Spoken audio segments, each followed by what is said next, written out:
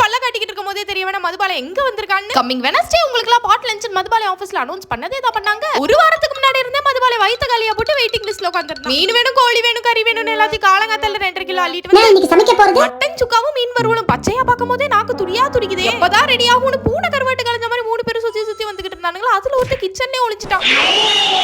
இந்த மாதிரி நிறைய பேத்துக்கு சமைக்கிற வேலைப்பாடுகளா வந்துட்டா மதுபாலம் நல்லா ஹெல்ப் பண்ணுவான். ஆனாலும் தாடிக்காரன் பக்கத்துல நின்னுட்டு பேசுற பேச்சும் ஆடி அப்புறம் முட்டை போட்டுருக்குன்னு கேக்குற கேள்வி மண்டை சூடாக்கி விட்டுரும். எட்டக்கு மடக்கா கேள்வி கிறுக்கு பிடிக்க வச்சறாரா. இந்த டிஷ்ஷை சமைப்பது உங்கள் மது.